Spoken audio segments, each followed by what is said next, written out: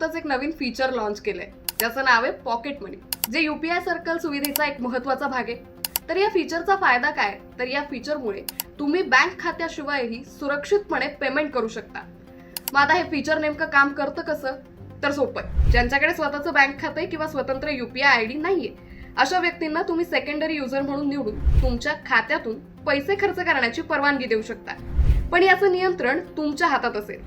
पैसे तुमच्या बँक खात्यातून कापले जातील, मात्र त्याचा खर्च किती व्हावा आणि कुठे व्हावा याचं पूर्ण नियंत्रण तुमच्याकडे म्हणजेच प्रायमरी युजरकडे असेल। सध्या सोशल मीडियावर एक मेसेज खूप मोठ्या प्रमाणात व्हायरल होतोय। तो काय, तर गुगल पेचं हे फीचरवर तुम्ही क्लिक केलं तर तुमच्या अकाउंटमधले सगळे पैसे निघून जातील, तुमचं बँक अकाउंट खाली होईल। पण आता या अफवेमागे नेमकं काय सत्य ते सांगते। ही निव्वळ अफवा असल्याचं गुगल पे कडून स्पष्ट करण्यात आलेलं आहे। मग आता तुम्हाला प्रश्न पडला असेल की हे फीचर नेमकं वापरायचं कसं, सांगते। अगदी सोपं आहे। गुगल पे ऍप मधील प्रोफाईल सेक्शन मध्ये जाऊन UPI सर्कल निवडा।